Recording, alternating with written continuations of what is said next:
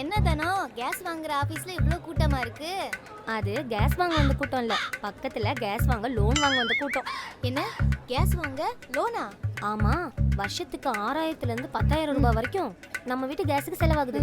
தினசரி சம்பளம் வாங்குற நாமெல்லாம் என்ன பண்ணுவோம் சொல்லு? இதை தெரிஞ்சுக்கிட்டு தான் இவங்க எல்லாரும் இங்க வந்து உட்கார்ந்துருக்காங்களா? என்னத்த சொல்லு, வா போவோம். கேரண்டி வாரண்டிகளை இனியே நம்ப போறீங்களா? சிந்தித்து வாக்களிங்க. இந்தியாவை காக்க ஸ்டாலின் அழைக்கிறேன்.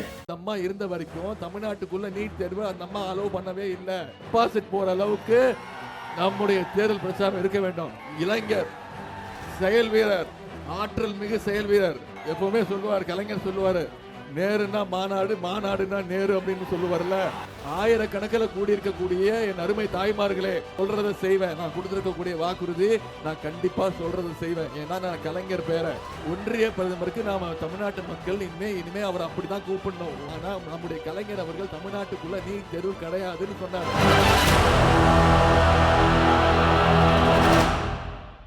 வச்சிருவோமா? சென்ற முறை 4 லட்சம் வாக்கு வித்தியாசத்துல நம்முடைய வேட்பாளர் ஜெயிச்சார். ஆனா போன முறை நம்முடைய எதிராளிகள்லாம் ஒன்னா வந்தாங்க. இந்த முறை எல்லாம் பிரிஞ்சு வந்திருக்காங்க. எனவே இது நமக்கு மிகச்சிறந்த ஒரு நேரம். நமக்கு கிடைச்சிருக்கிற நல்ல ஒரு வாய்ப்பு. 5 லட்சம் வாக்கு வித்தியாசத்துல அருண் அவர்களை எதிர்த்து யார் போட்டியிடுறாங்களோ டெபாசிட் போற அளவுக்கு நம்முடைய தேர்தல் பிரச்சாரம் இருக்க வேண்டும். நம்முடைய வேட்பாளர், கழக வேட்பாளர் முத்தமிழர் கலைஞருடைய அன்பையும் ஆதரவையும் பெற்ற வேட்பாளர், நம்முடைய கழகத்துடைய முதன்மை செயலாளர் அண்ணன் நேருடைய அன்பு மகன், இளைஞர் செயல் வீரர், ஆற்றல் மிகு செயல் வீரர், நம்முடைய கழக தலைவருடைய அன்பை பெற்ற வேட்பாளர், என்னுடைய அன்பு சகோதரர் திரு அருண் அவர்களுக்கு இந்த பிரச்சார கூட்டத்தை மிகச்சிறப்பாக உதயசூரியன் சின்னத்தில் வாக்கு கேட்கின்ற இந்த பிரச்சார கூட்டம் இது கிட்டத்தட்ட பிரச்சார கூட்டம் மாதிரியே இல்லை. எப்பவுமே சொல்லுவார் கலைஞர், சொல்லுவாரு நேருன்னா மாநாடு, மாநாடுன்னா நேரு அப்படின்னு சொல்லுவார்ல. அது மாதிரி இது வந்து ஒரு பிரச்சார மாநாடு மாதிரி இருக்கு. அந்த அளவுக்கு எழுச்சியோட கூடி இருக்கிறீங்க. நம்முடைய இந்தியா கூட்டணி, வெற்றி கூட்டணி, தமிழ்நாட்டில் மதச்சார்பற்ற கூட்டணியில் இருக்கக்கூடிய நம்முடைய திராவிடர் கழகம், காங்கிரஸ் பேரியக்கம், மார்க்சிஸ்ட் கம்யூனிஸ்ட் கட்சி, இந்திய கம்யூனிஸ்ட் கட்சி, விடுதலை சிறுத்தைகள் கட்சி, தமிழ் புலிகள் கட்சி, மறுமலர்ச்சி திராவிட முன்னேற்ற கழகம், இந்திய யூனியன் முஸ்லீம் லீக், மனிதநேய மக்கள் கட்சி, மக்கள் நீதி மையம் உள்ளிட்ட அனைத்து தோழமை கட்சிகளை சார்ந்த அருமை சகோதரர்களே, சகோதரிகளே, இங்கு வந்திருக்கக்கூடிய கழகத்துடைய மூத்த முன்னோடிகளே, பெரியோர்களே, ஆயிரக்கணக்கில் கூடியிருக்கக்கூடிய என் அருமை தாய்மார்களே, அக்காக்களே, அம்மாக்களே, பாட்டிகளே, தங்கைகளே, முத்தமிழர் டாக்டர் கலைஞருடைய உயிரினும் மேலான அன்பு உடன்பிறப்புகளே, உங்க அத்தனை பேருக்கும் முதல்ல என்னுடைய வணக்கத்தை நான் தெரிவிச்சுக்கிறேன், நன்றியை நான் தெரிவிச்சுக்கிறேன். இதே உற்சாகம் அடுத்த 2 வாரம் கடைபிடிச்சோன்னா, தேர்தல் பிரச்சாரத்தை மேற்கொண்டனா குறைந்தது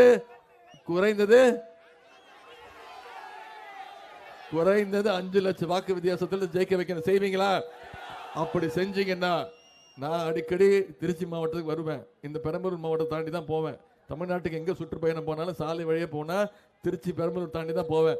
நீங்கள் அப்படி குறைந்தது நம்முடைய வெற்றி வேட்பாளர் அருண் அவர்களை 5 லட்சம் வாக்கு வித்தியாசத்தில் ஜெயிக்க வச்சுட்டீங்கன்னா நான் உங்களுக்கு வாக்குறுதி கொடுக்குறேன், நான் உங்களுக்கு உறுதிமொழி கொடுக்குறேன். மாதம் 2 முறை நான் வந்து இங்கே பெரம்பலூரில் தங்கி உங்களுடைய நாடாளுமன்ற உறுப்பினரோடு இருந்து, உங்களுடைய மாவட்ட செயலரோட சேர்ந்து, உங்களுடைய அமைச்சரோடு சேர்ந்து இந்த பெரம்பலூர் நாடாளுமன்ற தொகுதிக்கு என்னென்ன தேவையோ அனைத்து வசதிகளும் செய்து கொடுக்கின்ற பணிகளில் முழு மூச்சா நான் இறங்குவேன். நான் சொல்றதை செய்வேன். நான் கொடுத்துருக்கக்கூடிய வாக்குறுதி நான் கண்டிப்பா சொல்றதை செய்வேன். ஏன்னா நான் கலைஞர் பேரை. நம்பிக்கை இருக்கா? நம்பிக்கை இருக்கா? சரி, இந்த நேரத்தில் நம்முடைய துறையூர் சட்டமன்ற தொகுதிக்கு நாம செஞ்சிருக்கக்கூடிய இந்த 3 ஆண்டுகளில் செஞ்சிருக்கக்கூடிய சில பணிகளை மட்டும் உங்களுக்கு நினைவுபடுத்த விரும்புகின்றேன். துறையூர் புறவழி சாலைக்கான 2ஆம் கட்ட பணிகளுக்காக 47 கோடியே 50 லட்சம் ரூபாய் ஒதுக்கீடு செய்யப்பட்டு பணிகள் மேற்கொள்ளப்பட்டு வருகின்றது. துறையூர் புறவழி சாலை அதனால் 2ஆம் கட்ட பணி. அதே போல் துறையூர் பகுதியில் 13 கோடியே 60 லட்சம் ரூபாய் மதிப்பீட்டில் பல்வேறு புதிய சாலை பணிகள் மேம்படுத்தப்பட்டு வருகின்றன. 8 கோடியே 21 லட்சம் ரூபாய் மதிப்பீட்டில் துறையூர் அரசு மருத்துவமனையில் விரிவாக்கம் செய்யப்பட்ட அவசர சிகிச்சை மையத்திற்கு புதிய கட்டிடம் கட்டப்பட்டு வருகிறது. ஐயாறு ஆற்றின் குறுகே 3 கோடியே 31 லட்சம் ரூபாய் மதிப்பீட்டில் புதிய மேம்பாலம் கட்டுகின்ற பணி மேற்கொள்ளப்பட்டு வருகின்றது. இதெல்லாம் நாம் செஞ்சிருக்கக்கூடிய சாதனைகள், பணிகள். இப்போ நான் தேர்தல் வாக்குறுதிகள் சிலவற்றை மட்டும் கூற விரும்புகின்றேன். உங்களுக்கு தெரியும், கலைஞர் அவர்கள் எப்பவுமே தேர்தல் வாக்குறுதி, தேர்தல் நேரத்தில் தேர்தல் அறிக்கையை வெளியிட்டு சொல்லுவார், சொல்வதை செய்வோம் செய்வதைத்தான் சொல்லுவோம்னு செஞ்சு காட்டின தலைவர் நம்முடைய டாக்டர் கலைஞர் அவர்கள். அவருடைய வழியில் வந்த அவருடைய மகன் திரு முத்துவேல் கருணாநிதி ஸ்டாலின் அவர்களும் கண்டிப்பா சொல்வதை செய்வார், செய்வதைத்தான் சொல்வார். அவர் கொடுக்கக்கூடிய வாக்குறுதிகள் மட்டும் இங்க சிலவற்றை மட்டும் நான் குறிப்பிட விரும்புகின்றேன். பச்சைமலை சாலை இருவழிச்சாலையாக மாற்றப்படும். அரசு கலை மற்றும் அறிவியல் கல்லூரி அமைத்து தர முழு நடவடிக்கை எடுக்கப்படும். புளியஞ்சோலை சுற்றுலா தலம் மேம்படுத்தப்படும். துறையூர் சின்ன ஏரியை, அதாவது NPCA national plan for conservation of aquatic ecosystems திட்டம் மூலம் சுத்திகரிப்பு செய்ய நடவடிக்கை எடுக்கப்படும். காவேரி சரபங்கா திருமணிமுத்தாறு திட்டம் நிறைவேற்ற நடவடிக்கை எடுக்கப்படும். அரியலூரிலிருந்து பெரம்பலூர் துறையூர் வழியாக ரயில் போக்குவரத்து சேவைகள் தொடங்கப்படும். இது மட்டும் இல்லாம இன்னும் பல வாக்குறுதிகளை தலைவர் சொல்லியிருக்கிறார். அதாவது 2014 கேஸ் சிலிண்டர் விலை மோடி ஆட்சிக்கு வரும்பொழுது எவ்வளவு தெரியுமா இருந்துச்சு? 450 ரூபா இருந்துச்சு. இருமா சொல்றேம்மா, 100 நாள் வேலையை வித்துட்டோம். மத்திய அரசு வேலையை கம்மி பண்ணிடுச்சு, நாட்களையும் கம்மி பண்ணிடுச்சு, நிதியும் கம்மி பண்ணிடுச்சு.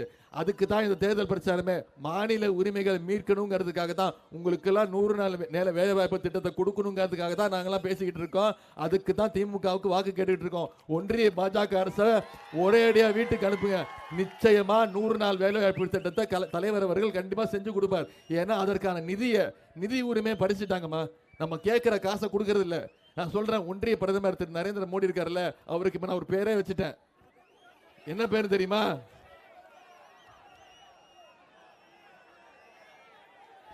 இதுதான் ஒன்றிய பிரதமர் திரு நரேந்திர மோடி அவர்களுக்கு தமிழ்நாட்டு மக்கள் இனிமே நீங்க அவர் தோமுசாவை சேர்ந்த தோழர்களுக்கு என்னுடைய நன்றியை தெரிவிச்சுக்கிறேன், வரவேற்பு கொடுத்ததுக்கு. மறந்துட்டேன். இதுதான் ஒன்றிய பிரதமர் திரு நரேந்திர மோடி அவர்களுக்கு நாம வச்சிருக்கக்கூடிய புது பெயர். சொல்லுங்க என்ன? மிஸ்டர் 29 பைசா. இதாம்மா ஒன்றிய பிரதமருக்கு நாம தமிழ்நாட்டு மக்கள் இனிமே அவர் அப்படிதான் கூப்பிடணும். ஒன்றிய பிரதமர் திரு 29 பைசா தான் கூப்பிடணும். ஏன்னு நான் காரணம் சொல்லிடுறேன். ஏன்னா நம்முடைய நிதி உரிமையை படிச்சுட்டாருமா. நம்ம ஜிஎஸ்டி வரி கட்டுறோம். நாம தமிழ்நாட்டில இருந்து ஒவ்வொருத்தரும் ₹1 ஜிஎஸ்டி வரி கட்டணும்னா நமக்கு திருப்பி எவ்வளவு தெரியுமா தராரு? வெறும் 29 பைசா. ஆனா மற்ற மாநிலங்களுக்கு, பாஜக ஆளுகின்ற மற்ற மாநிலங்களுக்கு வாரி கொடுக்கிறார். யார் பணத்தை? நம்மளுடைய வரி பணத்தை கொடுக்கிறாரு. உங்களுக்கு தெரியும், மிக்ஜாம் புயல் அடிச்சது டிசம்பர் மாசம், மிகப்பெரிய பாதிப்பு. சென்னை, செங்கல்பட்டு, திருவள்ளூர், காஞ்சிபுரம், அதே மாதிரி தூத்துக்குடி, திருநெல்வேலி 6 மாவட்டங்கள் மூழ்கி போச்சு. அவ்வளவு பெரிய பாதிப்பு. 37,000 கோடி ரூபாய் மதிப்பீட்டுல இழப்பீடு. ஆனா தலைவர் அவர்கள் ஒவ்வொரு பாதிக்கப்பட்ட குடும்பத்திற்கும் சென்னையில எல்லா மாவட்டத்துக்கும் 6,000 ரூபாய் கொடுத்தாரு. தூத்துக்குடி, திருநெல்வேலியில வீடு இடிஞ்சு போனவங்களுக்கு புதுசா வீடு கட்டி கொடுத்திருக்கிறார். இதுவரைக்கும் ஒன்றிய அரசு கேட்டுக்கிட்டே இருக்கும், காசு கொடுங்க, இழப்பீடு கொடுங்க, மக்களுக்கு பணம் கொடுக்கணும் அப்படின்னா. இதுவரைக்கும் ஒன்றிய அரசு ₹1 கூட கொடுக்கலமா, 1 பைசா கூட கொடுக்கல. நான் ஒண்ணு கேட்கிறேன். 2016ஆம் ஆண்டு திடீர்னு ஒரு நாள் எந்திரிச்சு 1000 ரூபாய் நோட்டு, 500 ரூபாய் நோட்டு செல்லாதுன்னு சொன்னாரா இல்லையா? ஆயிரக்கணக்கான பேர், லட்சக்கணக்கான பேர் ஏடிஎம் வாசல்ல நின்று மயக்கம் போட்டு விழுந்து உயிரிழந்தாங்க. என்ன சொன்னாரு? கருப்பு பணத்தை ஒழிக்க போறேன், இந்தியாவில் இருக்க அனைத்து கருப்பு பணத்தையும் ஒழிச்சு அனைவருடைய பேங்க் அக்கௌண்ட்ல 15 லட்சம் ரூபாய் போட போறேன்னு சொன்னாரா இல்லையா? போட்டாராமா? 15 பைசாவது போட்டாரா? இருக்கிறதையும் புடுங்கிட்டாரு. உங்களுக்கு தெரியும், யாராவது பொய் சொன்னா நம்ம சொல்லுவோம் நல்ல வாயில வடை சுடுறான் அப்படின்னு. பொதுவா அப்படி வாயில வடை சுடுறவங்க என்ன பண்ணுவாங்கன்னா, வாயில வடை சுட்டு கொடுத்துருவாங்க. ஆனா திரு 29 பைசா இருக்காருல்ல, அந்த வடையை அவரே சாப்பிட்டுருவாரு. அந்த வடையை கூட மற்றவங்களுக்கு கொடுக்க மாட்டாருமா. அந்த அளவுக்கு மோசமான ஒரு ஒன்றிய அரசு கடந்த 10 வருஷமா நடந்துகிட்டு இருக்கு. நம்முடைய தமிழ்நாட்டுடைய அனைத்து உரிமைகள், மாநில உரிமைகள், மொழி உரிமை, கல்வி உரிமை, நீட் தேர்வை கொண்டு வந்தாருமா. இங்க பெரம்பலூர் மாவட்டம் பக்கத்தில் இருக்கக்கூடிய அரியலூர் மாவட்டம் 2010 காங்கிரஸ், ஆமா சொல்லுவாங்க காங்கிரஸ் தான் கொண்டு வந்துச்சு, காங்கிரஸ் ஆட்சியில் தான் வந்தது. ஆனா நம்முடைய கலைஞர் அவர்கள் தமிழ்நாட்டுக்குள்ள நீட் தேர்வு கிடையாதுன்னு சொன்னார், கண்டிஷன் போட்டார். முடியவே முடியாது, 12ஆம் வகுப்பு பொது தேர்வு மார்க் போதும் அப்படின்னு நீட் தேர்வை தமிழ்நாட்டுக்குள்ள விடவே இல்லை. இன்னும் சொல்ல போனா மறைந்த முதலமைச்சர் ஜெயலலிதா அம்மையார், அந்த அம்மா இருந்த வரைக்கும் தமிழ்நாட்டுக்குள்ள நீட் தேர்வு அந்த அம்மா அலோவ் பண்ணவே இல்லை. நுழைவுத் தேர்வை ரத்து செஞ்சவர் கலைஞர். கவுன்சிலிங் முறையில 12ஆம் வகுப்பு மதிப்பெண் போதும்னு கவுன்சிலிங் முறையில மருத்துவ சீட்டை கொடுத்தவர் கலைஞர். முதல் தற்கொலை எங்க? பக்கத்துல அரியலூர் மாவட்டத்தை சேர்ந்த என்னோட அருமை சகோதரி அனிதால ஆரம்பிச்சு அனிதா 1200க்கு 1176 மார்க் எடுத்துச்சுமா. நல்லா படிக்கக்கூடிய குழந்தை. இந்நேரம் அனிதா உயிரோடு இருந்தா டாக்டர் அனிதாவோட நிக்கலமா.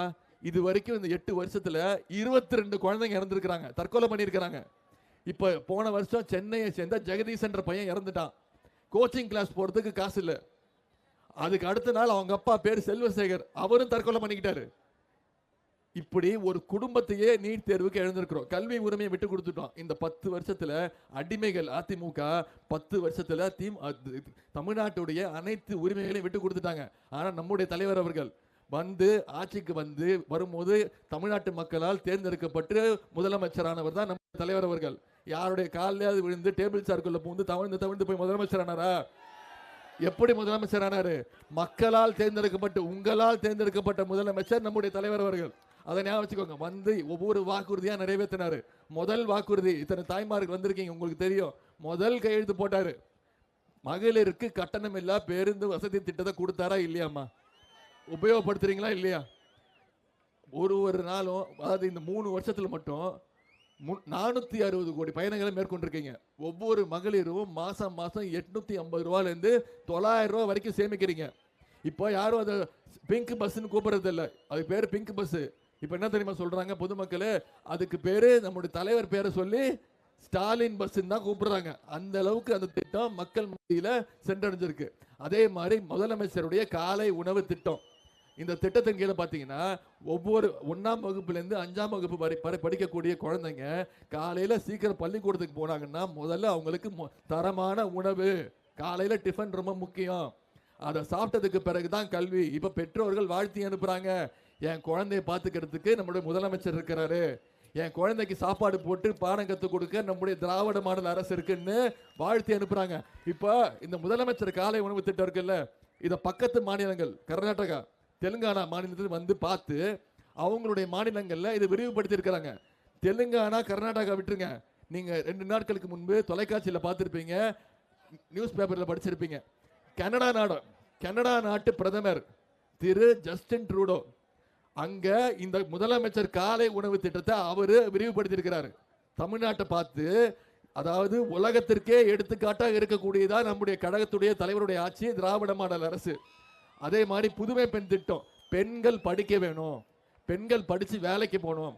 ஆமா, அது இந்தியாவில் பெண்கள் படிச்சு வேலைக்கு போறாங்கல்ல, மொத்த சதவீதம் எவ்வளவு தெரியுமா?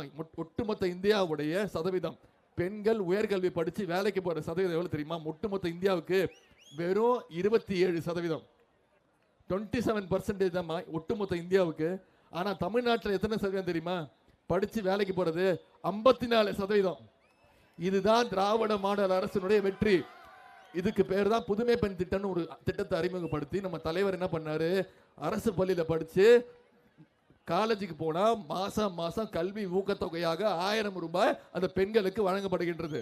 இது வரைக்கும் 3 லட்சம் மாணவிகள் இந்த திட்டத்தின் மூலம் பயன்பெற்று இருக்கிறாங்க. அதே மாதிரி நீங்க எல்லாம் எதிர்பார்க்கிற இன்னொரு திட்டம், நம்ம தேர்தல் அறிக்கையில சொன்ன திட்டம், அதுதான் கலைஞர் மகளிர் உரிமை தொகை திட்டம். இது தேர்தல் அறிக்கையில சொன்னது.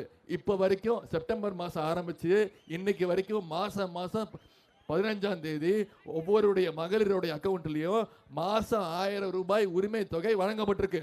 இது வரைக்கும் 1,16,00,000 மகளிருக்கு இந்த திட்டத்தின் மூலம் பயன்பெற்று இருக்கிறாங்க. சில பேருக்கு வரல. கரெக்டா? எத்தனை பேருக்கு வந்திருக்கு? கை தூக்குங்க. முக்காவாசி பேருக்கு 70% பேர் வந்திருக்கு. நான் சொல்றேன், ஏன்னா விண்ணப்பிச்சவங்க வெறும் 1,60,00,000 பேர் மகளிர் தான் விண்ணப்பிச்சாங்க. அந்த 1,60,00,000 பேர்ல அது சரி பார்த்து வெரிஃபிகேஷன் பண்ணி இப்போ 1,16,00,000 மகளிருக்கு கொடுக்கப்பட்டிருக்கு. விரைவில் நான் உறுதிமொழி தரேன், இப்ப தேர்தல் நேரம், இன்னும் ஒரு 6-7 மாசத்துல கண்டிப்பாக அந்த குறைகள்லாம் சரி செய்யப்பட்டு விரைவில் அந்த சரி செய்யப்பட்டு தகுதியுள்ள 1,60,00,000 மகளிருக்கும் கண்டிப்பாக கலைஞர் மகளிர் உரிமை தொகை திட்டம் கண்டிப்பாக தலைவர் கொடுப்பார்.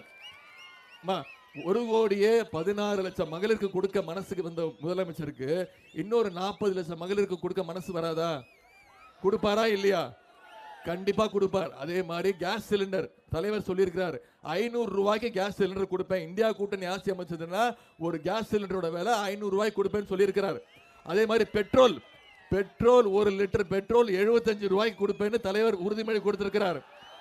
டீசல் 1 லிட்டர் டீசல் 65 ரூபாய்க்கு கொடுப்பேன்னு தலைவர் சொல்லியிருக்கிறார். எல்லாத்தை விட மிக மிக முக்கியமான திட்டம் நேஷனல் ஹைவேஸ், நெடுஞ்சாலை இருக்குல்ல, ஒரு 5 கிலோமீட்டருக்கும் நீங்க போகும்போது தெரியும், டோல் பூத்து சுங்கச்சாவடி இருக்குல்ல, தலைவர் உரிமுறை கொடுத்திருக்கிறார். இந்தியா கூட்டணி ஆட்சிக்கு வந்ததுன்னா கண்டிப்பாக தமிழ்நாட்டில் இருக்கக்கூடிய அனைத்து சுங்கச்சாவடிகளும் டோல் பூத்துகளும் அகற்றப்படும். இனிமே தேசிய நெடுஞ்சாலையில பயணம் பண்ணணும்னா நாம ஒன்றிய அரசுக்கு காசு கொடுக்க தேவையில்லை. இந்த மாநில உரிமைகள்லாம் மீட்கணும்னா நீங்க எனக்கு ஒரே ஒரு வாக்குறுதி கொடுக்கணும். நம்முடைய அருண் அவர்கள், நான் கண்டிப்பா எனக்கு தெரியும், நிச்சயம் 40க்கு 40 போன முறை ஒரே ஒரு தொகுதி விட்டுட்டோம். 40 தொகுதியில 39 தொகுதி ஜெயிச்சோம். தமிழகம் புதுச்சேரி 39 தொகுதி ஜெயிச்சோம். ஆனா இந்த முறை 40க்கு 40 ஜெயிக்க போறது உறுதி. நான் உங்ககிட்ட கேட்பதெல்லாம், நான் உங்ககிட்ட உங்களை எல்லாம் நான் கேட்டுக்கொள்வதெல்லாம், கெஞ்சி கேட்டுக்கொள்வதெல்லாம், வேண்டி கேட்டுக்கொள்வதெல்லாம் ஒண்ணுதான். அந்த 40 தொகுதியில அதிகமான வாக்கு வித்தியாசத்துல திரு அருண் அவர்களை பெரம்பூர் தொகுதியில நீங்க ஜெயிக்க வைக்கணும். செய்வீங்களா? நிச்சயம் பண்ணுவீங்களா? ஜூன் 3ஆம் தேதி யாரோட பிறந்த நாள்? முத்தமிழர் டாக்டர் கலைஞருடைய 101வது பிறந்த நாள். நூற்றாண்டு கடந்து 101வது வயசுல அடியெடுத்து வைக்கிறார். ஜூன் 4ஆம் தேதி வாக்கு எண்ணிக்கை. எப்படி வாக்கு பெட்டியில அவருடைய பேர் முதல் இடத்துல இருக்கோ அதே மாதிரி வாக்கு எண்ணிக்கையிலையும் அவரோட பேர் முதல் இடத்துல வரணும். வருமா? இதுதான் முத்தமிழர் கலைஞர் அவர்களுக்கு நாம கொடுக்கக்கூடிய மிகச்சிறந்த பிறந்தநாள் பரிசு. 40க்கு 40 ஜெயிச்சு முத்தமிழர் டாக்டர் கலைஞருடைய காலடியில வச்சுதான் நம்ம அவருக்கு பிறந்தநாள் பரிசை நம்ம கொடுத்தே ஆகணும். செய்வீங்களா? நான் இன்னைக்கு இந்த பிரச்சாரத்தை முடிச்சுட்டு அடுத்த தொகுதிக்கு போயிடுவோமா, திருச்சிக்கு போயிடுவேன். நான் உங்ககிட்ட கேட்டுக்கொள்வதெல்லாம் ஒண்ணுதான். நீங்க இங்க வந்திருக்கக்கூடிய அத்தனை பேரும் நிச்சயமா உதயசூரியன் சின்னத்துல வாக்களிக்க போறது உறுதி. நீங்க வாக்களிக்க போறது உறுதி தானே? நான் உங்ககிட்ட கேட்டுக்கொள்வதெல்லாம் ஒண்ணுதான். இன்னும் 14 நாட்கள் இருக்கு. இந்த 14 நாட்களும் நீங்க பொறுப்பெடுத்துக்கணும்.